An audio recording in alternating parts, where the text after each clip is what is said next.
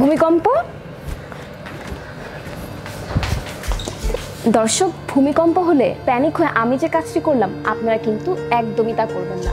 আজ সকাল 10:38 5.7 মাত্রার ভূকম্পন অনুভূত হয় ঢাকা সহ সারা দেশে।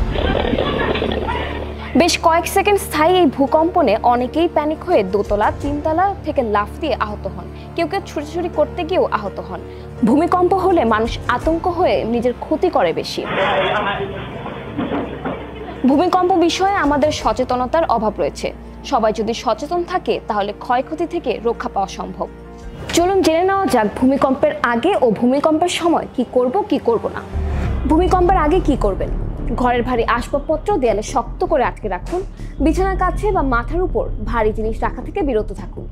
জরুরি ব্যাগে পানি, শুকনো খাবার, টর্চ লাইট, ওষুধ, গুরুত্বপূর্ণ কাগজপত্র রাখুন।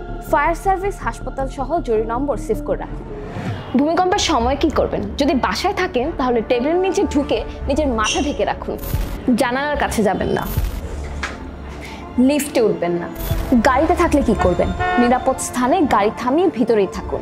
ভূমিকম্পের পরে কি করবেন? আতঙ্কিত না হয়ে ধীরে বের হবেন। গ্যাস, পানি ও বিদ্যুতের সংযোগ পরীক্ষা করবেন। সবচেয়ে বড় কথা, গুজব নয়, শুধু সরকারি সূত্রের তথ্য অনুসরণ করুন। মনে রাখুন, আমরা ভূমিকম্প হয়তো থামাতে পারবো না, কিন্তু সঠিক প্রস্তুতি নেওয়া থাকলে একটি জীবন বেঁচে যেতে পারে।